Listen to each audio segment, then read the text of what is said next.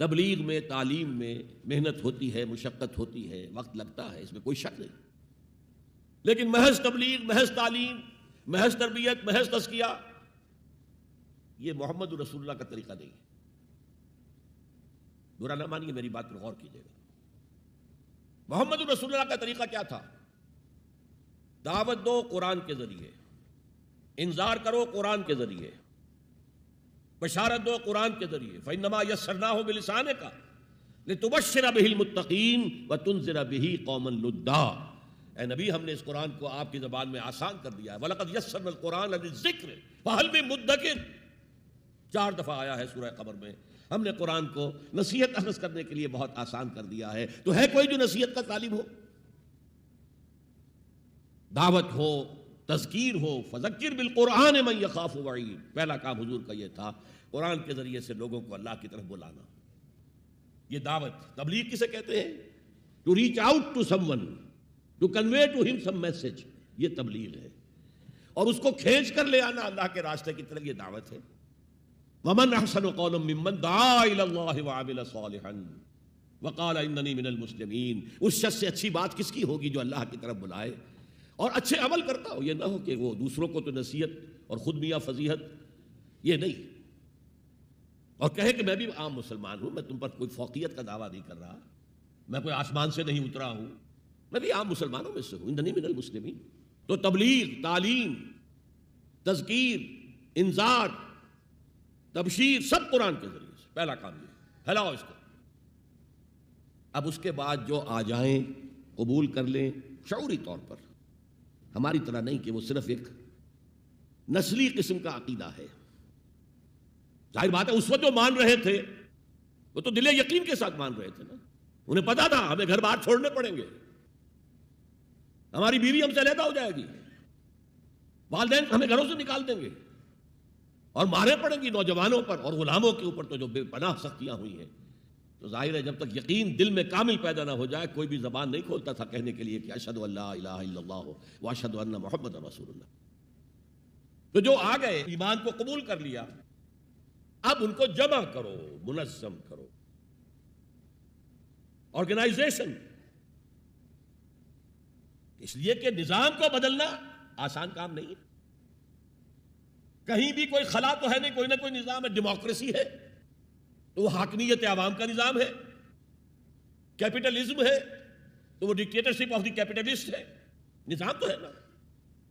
ہمارے پاکستان میں جاگیرداری ہے تو وہ جاگیرداروں کا ملک ہے، انہی کی حکومت ہوگی، اور سیاست ہمارے ہاں جو ہے وہ جاگیرداروں کا میوزیکل چیئرز گیم ہے اور کچھ بھی نہیں، عوامی سیاست ہے ہی نہیں۔ وہ تو آپ کے ہاں تو پہلا قدم اٹھا لیا گیا تھا جاگیرداری کا خاتمہ۔ 2 کام ہندوستان میں بہت بڑے ہوئے جو ہم نہیں کر سکے۔ ہندوستان کے اندر پہلے ہی قدم پر دستور بن گیا، اور ایک پٹڑی کے اوپر گاڑی چل رہی اور چلتی رہی۔ 1 سال صرف آپ کے ہاں ایمرجنسی آئی ہے، اور وہ بھی کانسٹیٹیوشنل تھی، کانسٹیٹیوشن کو ایبروگیٹ کر کے کوئی ڈکٹیٹر نہیں آیا تھا۔ ایک یہ بڑا کام تھا۔ ہمارے ہاں پہلے ایک BBC رپورٹ آئی، BPC بیسک پرنسپل رپورٹ، اس کے اوپر احتجاج ہوئے، پھر قرارداد مقاصد پاس ہوئی تو خیر، لیکن اس کے بعد 56 کا دستور بنا، اسے ایک فیلڈ مارشل صاحب نے، خود ساختہ فیلڈ مارشل، انہوں نے اس کو بھی ختم کیا اور دستوریہ کا بھی بستر گول کر دیا، جا کر کہیں 73 میں ایک دستور بنا، اور اس دستور میں بھی وقتاً فوقتاً اتنی ترمیمیں ہو گئی ہیں کہ اس کا حلیہ بگڑ چکا۔ اور دوسرا بڑا کام یہاں جو ہوا ہے، جو قابل تحسین ہے، جاگیرداری کا خاتمہ، تو اصل عوامی سیاست یہاں پر آئی ہے۔ بہرحال ہر نظام کے ساتھ ویسٹڈ انٹرسٹ ہوتا ہے، ایسے طبقات ہوتے ہیں جن کو مراعات حاصل ہے، مراعات یافتہ طبقات، پریولیج کلاسز، اور وہ کبھی برداشت نہیں کریں گے کہ آپ ان کا نظام کو ہاتھ لگائیں۔ دے وانٹ اسٹیٹس کو، جو نظام ہے وہی رہنا چاہیے۔ تو نظام کو بدلنے کے لیے تو جانوں کا پھر ہدیہ دینا پڑے گا، لہذا منظم جماعت بناؤ، موب نہ ہو، ہجوم نہ ہو، منظم جماعت ہے وہ کیسی؟ صبر و طاعت، لسن اینڈ اوبے، جو آرمی کا جو اصول ہے۔ اگر فوج میں کوئی شخص جسے حکم دے رہا ہو، سپیریئر اس کا، وہ پوچھے جناب یہ حکم مجھے کیوں دے رہے ہیں، کیا مصلحت ہے، پہلے سمجھائیے پھر میں عمل کروں گا، تو کیا وہ فوج کہلائے گی؟ حدیث میں آتا ہے اور یہ مشکات شریف میں بھی حدیث ہے، مسند احمد ابن حنبل کے حوالے سے اور جامع ترمذی کے حوالے سے۔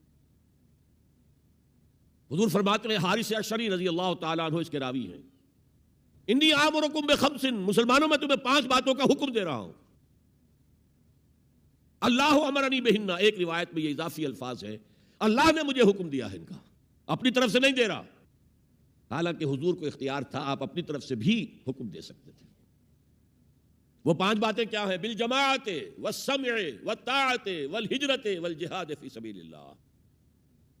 کتنا بڑا مجموعہ اس وقت یہاں ہے، کیا میں پوچھ سکتا ہوں کتنے لوگوں نے یہ حدیث سنی ہے آج سے پہلے؟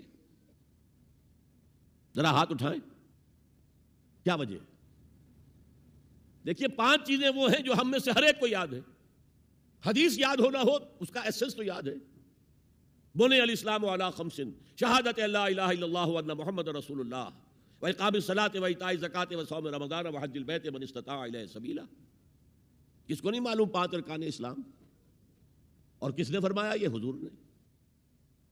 اور یہ کلام خبریہ ہے، بنی الاسلام علی 5، اس میں امر کا انداز نہیں ہے، خبر ہے۔ اسلام کی تعبیر 5 بنیادوں پر ہے، یہ حدیث ہمیں یاد ہے۔ اور جس کے کہہ رہے ہیں میں حکم دیتا ہوں تمہیں اور اللہ نے مجھے حکم دیا ہے، یہ 5 باتیں ہمارے ذہن سے نکل گئی، اس لیے کہ ہمارے ذہن میں اسلام کا تصور مذہب کا ہے، دین کا ہے ہی نہیں۔ ہم وہی سمجھتے ہیں کہ نماز، ایک تو یہ کہ ہمارے عقائد ٹھیک ہوں، نماز روزہ حج زکوٰۃ کا تقاضا ہو، اور کچھ جو ہمارے سوشل کسٹمز ہیں، عیدیں منائیں، جمعہ پڑھے، قربانیاں دیا کریں عید الاضحیٰ میں، بچے کا عقیقہ کریں، مردے کو دفنائیں کفنائیں، شادی ہو تو ایجاب و قبول کرائیں، پھیرے نہیں ڈلوائیں گے، بھائی یہ ہمارا دین ہے، ہمارا مذہب ہے۔ مذہب دین نہیں ہے، یہ دین کا تصور ہی نہیں۔ ہم اتنے خوگر ہو گئے محکومیت کے کہ دین کی اقامت کا تصور، دین کو غالب کرنے کا تصور ہمارے ذہن سے نکل گیا، ذہن میں ہے ہی نہیں۔ علماء کو بھی اجنبی سی بات لگتی ہے، یہ کیا بات کہہ رہے ہیں، یہ تو اجنبی سی بات ہے، اس لیے کہ ہمارے ذہنوں سے تصور نکل گیا۔ پہلے مسلمان بادشاہ تھے، ملوکیت تھی، وہ اسلام تو نہیں تھا۔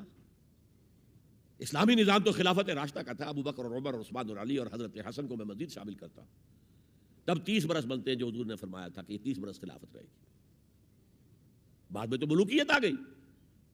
یہ بنو امیہ کے بادشاہ تھے، چاہے خلفاء اپنے آپ کو کہلوائیں، بنو عباس تو بڑے بادشاہ تھے، شہنشاہ تھے، بڑے محل بنائے تھے۔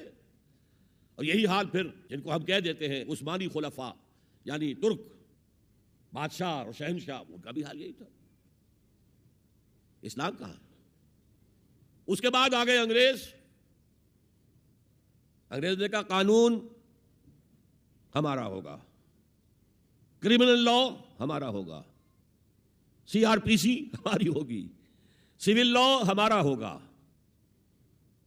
نظام ہمارا ہوگا۔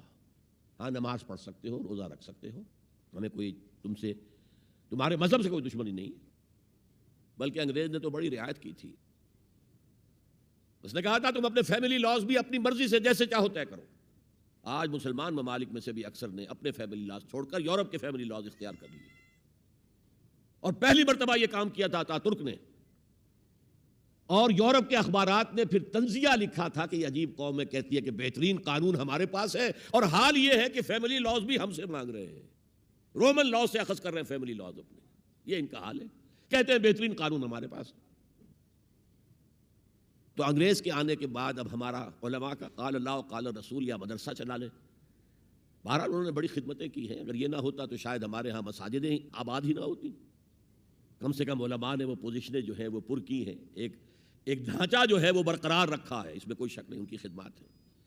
لیکن انگریز نے تو جو بھی تھا صرف اتنی آزادی دی تھی، اسی کو ہم ذہناً ریکنسائل کر چکے ہیں، بس اسلام یہی ہے نہیں۔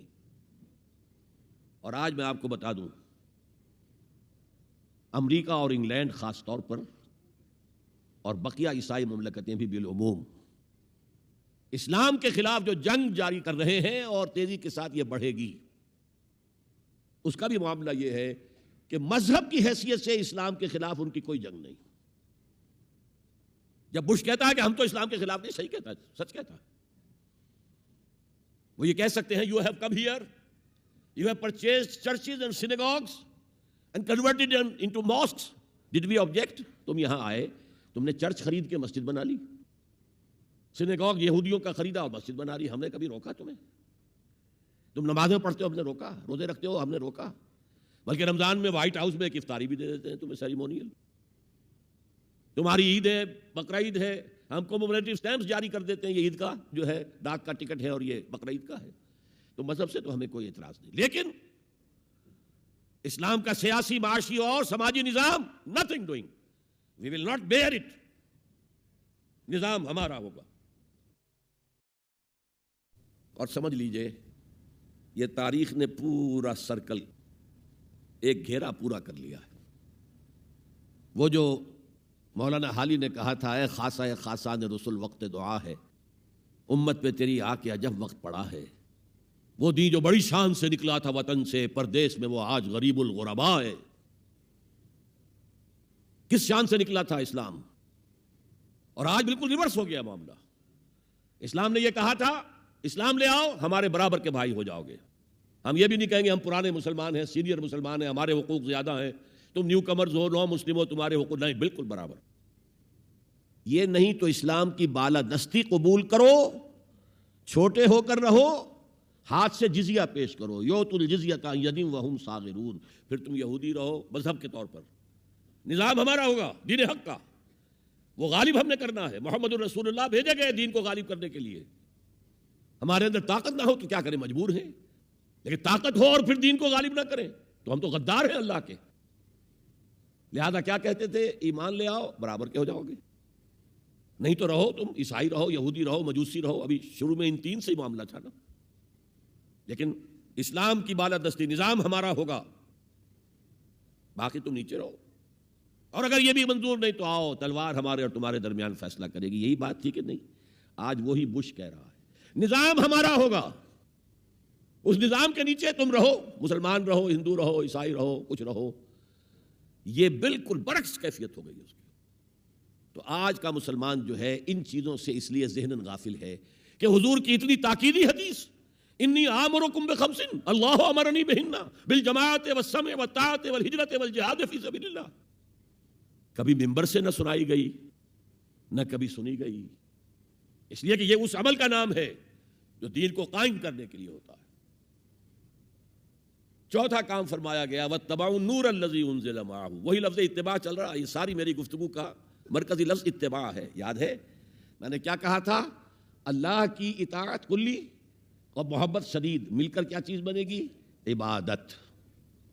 رسول کی اطاعت کلی اور شدید محبت مل کر کیا بنے گی؟ اتباع. اور اتباع کا درجہ کیا ہے؟ قل ان کنتم تحبون اللہ فاتبعونی یحببکم اللہ. اے نبی ان سے کہہ دیجئے اگر تم اللہ سے محبت کرتے ہو تو میرا اتباع کرو, میری پیروی کرو, میرے نقش قدم پر چلو. اب آپ سوچئے, اگر ہم کاروبار کر رہے ہیں, فرض کیجئے کوئی شخص 100% دیانتداری سے کام کر رہا ہے, کوئی شخص سود کے اندر براہ راست ملوث نہیں ہے, وہ نماز پڑھتا ہے, روزہ رکھتا ہے, لیکن یہ اتباع نہیں کر رہا جو حضور نے جو کام کیا تھا کہ غلط نظام, طاغوتی نظام کو جڑ سے اکھاڑ کر پھینکا جائے اور اللہ کا دیا ہوا دین حق قائم کیا جائے. تو اتباع میں کیا حصہ ہے اس کا؟ کوئی نہیں. ایک سوال آپ سے کرتا ہوں, حضور نے وحی کے آغاز کے بعد کوئی کاروبار کیا؟ جی, آپ پہلے بہت اچھے تاجر تھے, بہت کامیاب تاجر تھے. اس وقت کا ایکسپورٹ امپورٹ, قافلہ لے کر جا رہے ہیں شام, قافلہ واپس لے کر آ رہے ہیں. لیکن جیسے ہی وحی آ گئی, یا ایھا المدثر قم فانذر وربک فکبر, اے لحاف میں لپٹ کر لیٹنے والے اب کھڑے ہو جاؤ, کمر کس لو, گرڈ اپ یور لائنز, اپنے مشن کا آغاز کرو. اس کا آغاز کیا ہے؟ انذار, خبردار کرو انہیں کہ زندگی یہی زندگی نہیں ہے, اصل زندگی آخرت کی زندگی ہے, اور قیامت کے دن تمہیں حساب جو ہے اپنا پیش کرنا ہوگا, جواب دہی کرنی ہوگی. You will have to face the ground accountability of the day of judgment. یہ انذار سے بات شروع کرو, وَرَبَّكَ فَكَبِّرْ. اور جو ہدف ہے, مقصود کیا؟ اللہ کو بڑا کرو, یعنی اس کی بڑائی نافذ کرو. پارلیمنٹ میں بھی اس کا حرف آخری ہو، لتکون کلمۃ اللہ ہی العلیٰ، تاکہ اللہ کا کلمہ سب سے اونچا ہو جائے۔ یہ نہیں کہ صاحب ہمارے تو 60% لوگوں نے یہ رائے دے دی ہے، بس اب ہم نہیں جانتے کہ قرآن میں کیا ہے یا کسی اور آسمانی ہدایت میں کیا ہے، تورات میں کیا ہے، انجیل میں کیا، ہم نہیں جانتے۔ اگر ہم اس کے خلاف جد و جہد نہیں کرتے تو اتباع میں کوئی حصہ نہیں ہمارا۔ جو اطاعت تھوڑی بہت ہم کر رہے ہیں وہ بھی جزوی ہے، کلی نہیں ہے۔ اسی لیے دنیا کی رسوائی وہ تو ہمارے ماتھے پر لکھی ہوئی ہے، ضربت علیہم الذلۃ والمسکنۃ وباؤوا بغضب من اللہ۔ آج ہمارا حال یہ ہے۔ تو اتباع رسول، محبت رسول کا تقاضا، وہی جد و جہد کرو، وہی جد و جہد کرو۔ اسی کا نام جہاد فی سبیل اللہ ہے۔ بدقسمتی سے خود ہم نے غلط انٹرپریٹیشن جہاد کی ہے، جس کی وجہ سے دشمنوں کو موقع ملا ہے۔ جہاد کے معنی جنگ، حالانکہ جہاد کے معنی تو جنگ نہیں ہے، جہاد جد و جہد کا نام ہے، کوشش۔ جوہد کے مقابلے میں آئے گی تو وہ جہاد ہے۔ جوہد یک طرفہ ہے تو جوہد ہے، اور دو طرفہ ہو رہی ہے، رسہ جو ہے آپ ادھر کھینچ رہے ہیں وہ ادھر کھینچ رہے ہیں، یہ جہاد ہے۔ آپ توحید کا پرچم اٹھائے ہوئے ہیں، توحید پھیلا رہے ہیں، وہ شرک پھیلا رہے ہیں، یہ جہاد ہے۔ کوئی مغربی ڈیموکریسی چاہتا ہے، کوئی سوشلسٹ ڈیموکریسی چاہتا ہے، ان کے درمیان رساکشی ہوگی کہ نہیں ہوگی، یہ جہاد ہے۔ قتال تو جہاد کی 9 منزلہ عمارت میں جا کے 9ویں منزل پر قتال فی سبیل اللہ، اور یہ دونوں قرآن کی اصطلاحات ہیں۔ ہم نے جہاد کو بھی جنگ بنا دیا، تو پھر تو اب ہر شخص کو قرآن میں جنگ ہی جنگ نظر آئے گی، جہاں جہاد کا لفظ آیا جنگ، جہاں جہاد کا لفظ آیا جنگ۔ اسی سے تو ان کو موقع مل گیا نا۔ اے نبی، آپ ان کافروں کی باتیں نہ سنیں، نہ ان کے باتوں میں آئیں، چاہے وہ صاف انکار کر رہے ہیں اور چاہے وہ کوئی مصالحت چاہتے ہوں کہ محمد کچھ نرمی دکھاؤ، کچھ ہماری مانو، کچھ اپنی منوا لو۔ یہ تم نے جو کل پیدا کر دی ہے، گھر گھر لڑائی ہو رہی ہے، اولاد ماں باپ سے جدا ہو گئی، بہن بھائی سے جدا ہو گیا، شوہر بیوی سے جدا، بیوی شوہر سے جدا۔ جو کہتے ہیں کہ a house divided amongst itself can not stand, ہمارا تو تم نے قبائلی جو ہمارا روب تھا وہ ختم کر دیا دنیا میں۔ لہذا ایسا کرو، کچھ مصالحت کرو، کچھ اپنی منوا لو، کچھ ہماری مان لو۔ قرآن نے کہا وَدُّوا لَوْ تُدْهِنُ فَيُدْهِنُونَ فَلَا تُطِعِ الْمُكَذِّبِينَ، ان کی بات نہ سنیے۔ تو جہاد تھا جو ہو رہا تھا، جس کے لیے میں نے رات تقریر کی ہے، جہاد بالقرآن، فَلَا تُطِعِ الْكَافِرِينَ وَجَاهِدْهُمْ بِهِ جِهَادًا كَبِيرًا۔ یہ سورہ الفرقان کی آیت ہے نمبر 52، اور شروع کیسے ہوتی ہے سورہ الفرقان؟ تبارک الذی نزل الفرقان علی عبدہ لیکون للعالمین نذیرا۔ بڑی بابرکت ہے وہ ذات جس نے اپنے بندے محمد پر صلی اللہ علیہ وسلم یہ الفرقان نازل کر دیا تاکہ تمام جہان والوں کو خبردار کر دے، انذار، اور وہ پوری نوع انسانی کے لیے انذار۔ اسی میں آگے آتا ہے اسی صورت میں فلا تطع الکافرین، اے نبی آپ ان کافروں کی باتیں نہ مانیں، نہ سنیں، نہ توجہ دیں۔ وجاہدہم بہ، اس قرآن کے ذریعے سے جہاد کیجئے۔ 12 برس مکے میں قرآن کے ذریعے سے جہاد ہوا ہے، تلوار تو نہیں اٹھی، الٹا حکم یہ تھا کہ چاہے تمہارے ٹکڑے کر دیں، چاہے تمہیں آگ میں جلا دیں، you don't have to raise hands even in self defence. کفوا ایدیکم، اپنے ہاتھ بندھے رکھو، روکے رکھو، کوئی جوابی کارروائی نہیں۔ 12 برس، this was the order of the day. یہ جہاد بالقرآن، اس جہاد بالقرآن کے ذریعے سے لوگوں کو کھینچا گیا، پھر بیعت لے کر ان کو منظم جماعت بنایا گیا، پھر ان کا تزکیہ کیا گیا۔ تزکیہ کس بات کا؟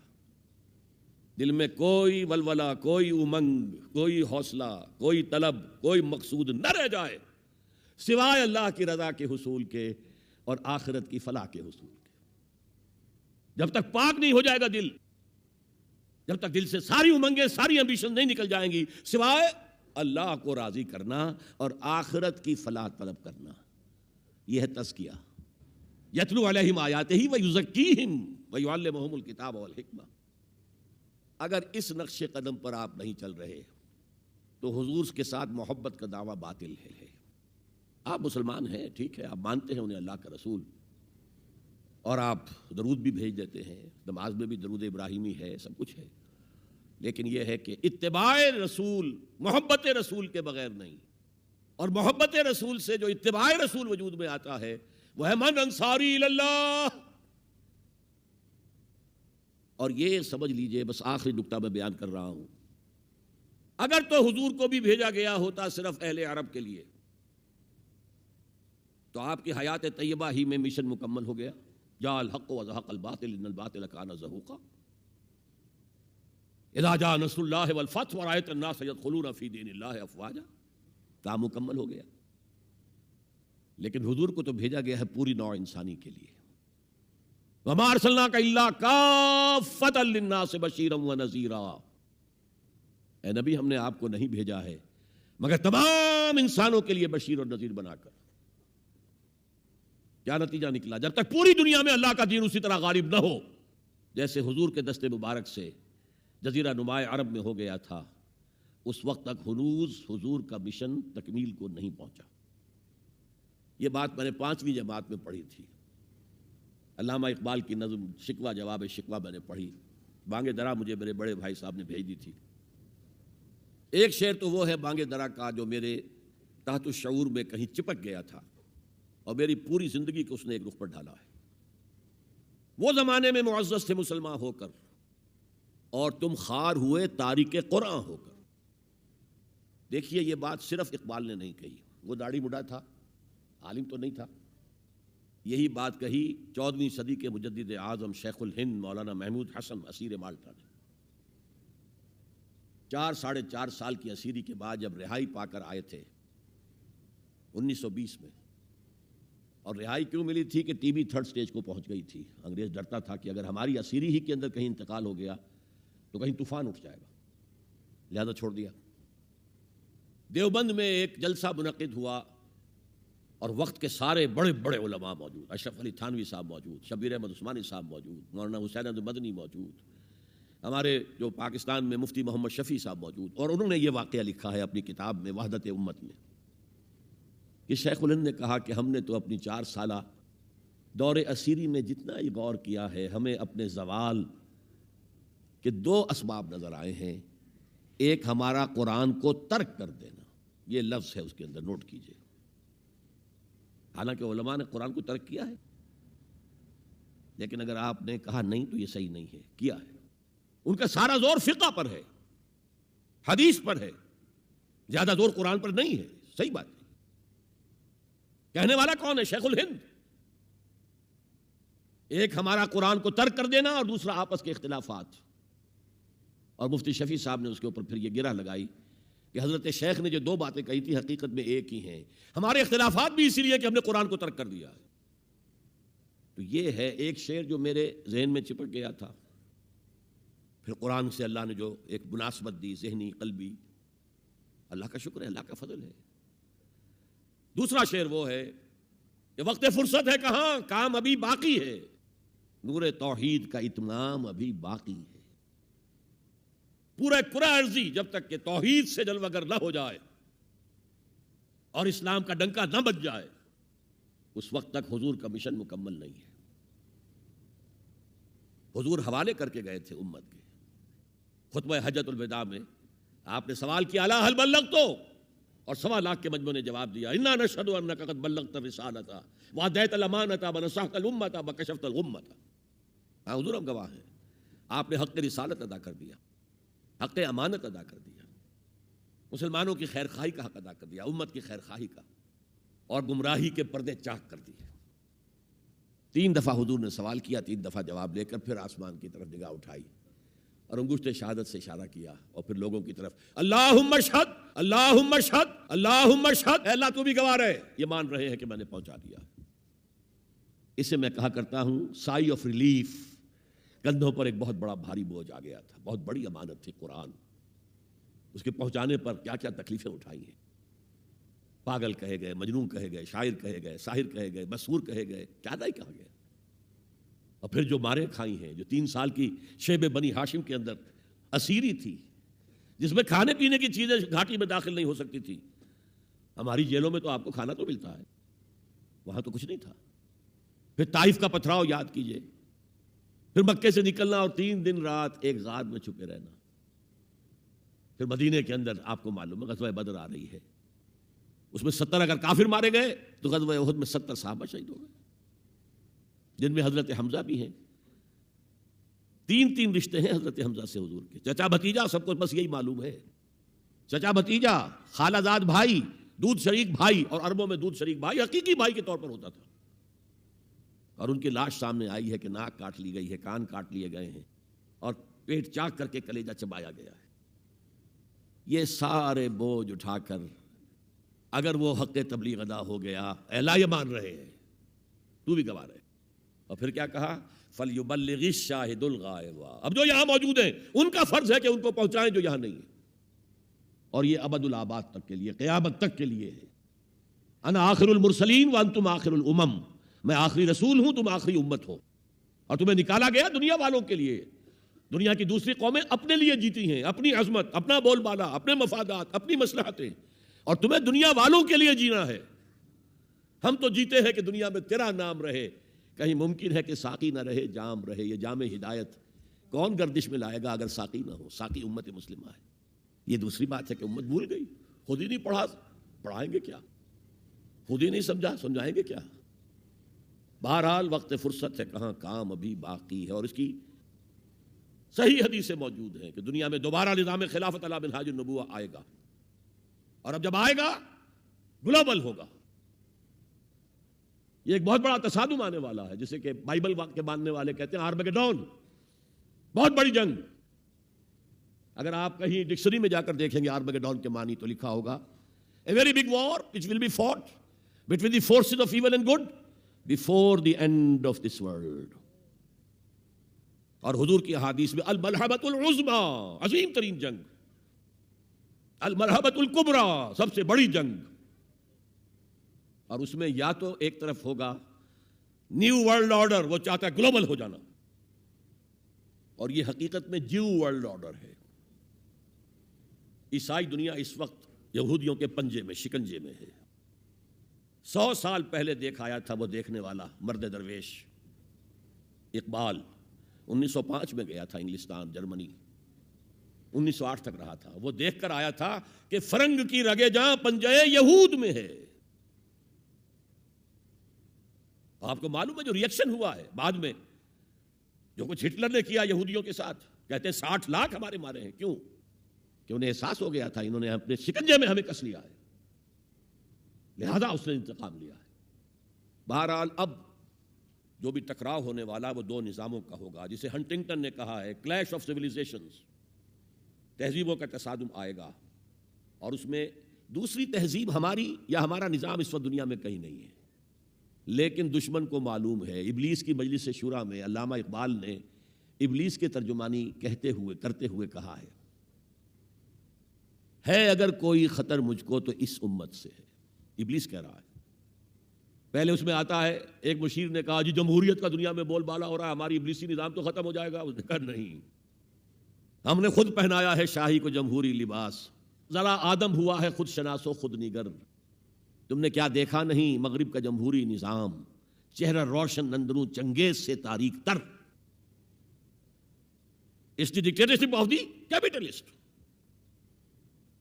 دوسرے نے کہا مشیر نے اجی وہ ایک اور مصیبت کھڑی ہو گئی ہے، وہ کارل مارکس نے کیا کر دیا ہے، میرے آقا یہ جہاں زیر و زبر ہونے کو ہے ہمارا ابلیسی نظام تو ختم ہو جائے گا۔ اس نے اس کو بھی رد کر دیا۔ کب ڈرا سکتے ہیں مجھ کو اشتراکی کوچہ گرد، یہ پریشان روزگار آشفتہ مغز آشفتہ ہو، کچھ نہیں کر سکتے۔ ہے اگر کوئی خطر مجھ کو تو اس امت سے ہے، جس کی خاکستر میں ہے اب تک شرار آرزو، انگارے کے اوپر آ گئی ہے راکھ، اندر دہکتی ہوئی آگ ہے، جس کی خاکستر میں ہے اب تک شرار آرزو، خال خال اس قوم میں اب تک نظر آتے ہیں، وہ کرتے ہیں اشک سحر گاہی سے جو ظالم وضو۔ لیکن پھر کہتا ہے وہی ابلیس، جانتا ہوں میں یہ امت حامل قرآن نہیں۔ دیکھیے کت قدر صحیح عکاسی کر رہا ہے۔ مجدد وقت بھی کہہ رہا ہے ہم نے قرآن کو ترک کر دیا، اور مفکر امت کہہ رہا ہے کہ ہم نے قرآن کو ترک کر دیا، اور تم خار ہوئے تارک قرآن ہو کر۔ دونوں کی رائے متفق گردید رائے بو علی بارائے من، دونوں کی رائے مل گئی۔ بہرحال ابلیس کہتا ہے جانتا ہوں میں یہ امت حامل قرآن نہیں ہے، وہی سرمایہ داری بندہ مومن کا دین۔ جانتا ہوں میں کہ مشرق کی اندھیری رات میں بے ید بیضا ہے پیران حرم کی آستین، ان کی آستینوں کے اندر وہ ید بیضا والا ہاتھ نہیں ہے۔ عصر حاضر کے تقاضاؤں سے ہے لیکن یہ خوف ہو نہ جائے آشکارا شرع پیغمبر کہیں، یہ تو تاریخ ادھر جا رہی ہے، اب نیا سنتھیسس کیا ہوگا؟ ملوکیت ختم ہوئی، جمہوریت آئی، جمہوریت نے کیپٹلزم کی شکل اختیار کر لی، اس کا جواب کمیونزم میں آیا، کمیونزم نے ڈکٹیٹرشپ کی شکل اختیار کی، وہ بھی آج بڑھ چکا ہے۔ اور فوکویاما جو ہے بغلیں بجا رہا ہے کہ معلوم ہو گیا کہ ہمارے نظام سے بہتر کوئی نظام نہیں، دیکھو وہ پڑا ہوا ہے، مرا ہوا مردہ یو ایس ایس آر کا اور کمیونزم کا۔ لیکن عصر حاضر کے تقاضاؤں سے ہے، لیکن یہ خوف ہو نہ جائے آشکارا شر پیغمبر کہیں، الحذر آئین پیغمبر سے 100 بار الحذر، حافظ ناموس زنگ مرد آزما مرد آفرین، موت کا پیغام ہر نوع غلامی کے لیے، نہ کوئی فغفور و خاقاں نہ گدائے رہنشیں، کرتا ہے دولت کو ہر آلودگی سے پاک و صاف، منعموں کو مال و دولت کا بناتا ہے امین۔ اس سے بڑھ کر اور کیا فکر و نظر کا انقلاب، بادشاہوں کی نہیں اللہ کی ہے یہ زمین، ان الارض للہ۔ یہ نظام دبا ہوا ہے، راہ کے اندر چھپا ہوا ہے، لیکن وہ خوب جانتے ہیں کہ ان کے اندر وہ جذبہ ہے، اگرچہ ابھی وہ جذبہ بھٹک رہا ہے، صحیح رخ پر نہیں پڑ رہا، کہیں اس نے دہشت گردی کی شکل اختیار کر لی جو کاؤنٹر پروڈکٹیو ہے۔ فائدہ کیا؟ ایک ہاتھی کو آپ ایک سوئی چبو دیں، اسے پتہ بھی نہیں چلے گا کہ میرے جسم میں کوئی سوئی گئی۔ امریکہ ہاتھی ہے اور نشے میں دھت ہاتھی ہے، جس نے نہ یونائٹڈ نیشنز کی پرواہ کی، نہ ورلڈ کی رائے عامہ کی پرواہ کی، نہ اپنے جو یورپین الائز ہیں ان کی پرواہ کی، کسی کی پرواہ نہیں کی۔ وی شل گو اٹ الون، جسے جہاں آنا ہو آ جائے ورنہ نہیں، نشے میں دھت ہے۔ لیکن جب یو ایس ایس آر کا خاتمہ ہوا اور ادھر جو ہے نیٹو کو اثر نو منظم کرنے لگے، ایکسپینشن ہو رہی ہے، تو کسی نے پوچھا اس وقت کے نیٹو چیف سے کہ اب آپ کا جو دشمن تھا وہ تو ختم ہو گیا، وہ تو تمہارے قدموں میں پڑا ہوا ہے، تمہارے قرضے لے کر تو بمشکل وہ روٹی کھا رہا ہے، تو کیا ضرورت ہے اب نیٹو کی اور یہ سارا؟ ان کا ہمیں مسلم فنڈامنٹلزم سے خدشہ ہے، ڈر ہے، یہ ساری تیاری اس کے لیے ہو رہی ہے۔ ایک بہت بڑا تصادم ہوگا جس کے لیے کمر کسنے کی ضرورت ہے، لیکن اس میں یہ ہے کہ جو کمزوری ہماری ہے، ہم میتھڈالوجی آف دی پروفٹ صلی اللہ علیہ وسلم کو نہیں سمجھ پا رہے۔ یہ کام ایک دفعہ ہونا ہے، دوبارہ ہوگا اسی طریقے سے جس طریقے سے حضور نے برپا کیا تھا۔ آپ زمانے سے بورو کر کے، کمیونسٹوں سے ان کا طریقہ کار مانگ کر، یا یہ انتخابات کے ذریعے اسلام نہیں آ سکتا، وہ آئے گا through the revolutionary process to be derived from the سیرہ of محمد صلی اللہ علیہ وسلم۔ بہرحال اس کے لیے کمر کسیں، اتباع رسول جو ہے، دل میں ارادہ تو ابھی سے باندھیں کہ ہمیں کرنا ہے، اللہ تعالی ہمیں اس کی توفیق عطا فرمائے۔ تو حب رسول کا تقاضا اتباع رسول، اور اتباع رسول کیا؟ حضور نے اپنی زندگی کھپائی کس کام کے لیے؟ دین کی دعوت و تبلیغ اور دین کو قائم کرنے کی جد و جہد۔ اللہ تعالی ہمیں اس کے لیے اپنا عزم مصمم کرنے کی توفیق عطا فرمائے۔ ایک صاحب نے پوچھا what is the first step that we should follow to bring about Islamic social system؟ محمد یونس صاحب ہیں یہ۔ میں نے آپ کے سوال کا جواب پہلے ہی دے دیا۔ پہلا سٹیپ یہ کہ ایمان پختہ کریں، ورنہ اگلا قدم نہیں اٹھ سکتا۔ اور یہ فرق میری تقریر سے آج آپ سمجھ لیجئے، ہمارے پاس بالعموم الا ماشاءاللہ ایمان نہیں ہے، عقیدہ ہے، اور عقیدہ جو ہے وہ انہیرٹ کیا ہے ہم نے اپنے والدین سے۔ It's a racial creed not personal conviction. تو پہلا کام یہ ہے، اس کے بعد جو ہے گاڑی آگے چلے گی۔ Please give some tips on how to become a perfect reader of Quran with understanding meanings of the sayings of the Almighty. Quran مجید کا صحیح فہم حاصل نہیں ہو سکتا جب تک کہ آپ عربی نہ سیکھیں اور عربی زبان میں قرآن نہ پڑھیں۔ جب آپ قرآن کا ترجمہ پڑھتے ہیں یا پڑھتی ہیں تو یہ سیکنڈ ہینڈ نالج ہے، ٹرانسلیٹر نے یہ سمجھا آپ کو بتا دیا، جبکہ وہ براہ راست آپ کے قلب پر نازل ہو۔ تیرے ضمیر پہ جب تک نہ ہو نزول کتاب، گرہ کشا ہے نہ رازی نہ صاحب کشاف۔ It should descend directly on your heart. اس کے لیے اتنی عربی، یہ نہیں کہ آپ کو علامہ بن جائیں عربی کی، لیکن یہ کہ اتنی عربی آتی ہو کہ قرآن کو پڑھتے ہوئے تسلسل نہ ٹوٹے۔ آیت پڑھی، پھر ترجمہ دیکھا، پھر کہیں لکھا ہوگا نمبر 10، حاشیے میں کہیں ہے نمبر 10 تلاش کیا، پھر اسے پڑھا، پھر آئے اگلی آیت۔ یہ تو ایک یوں سمجھیے کہ قرآن کو ٹکڑے ٹکڑے کر دینا ہے، اس طریقے سے اس کی تاثیر ختم ہو جاتی ہے۔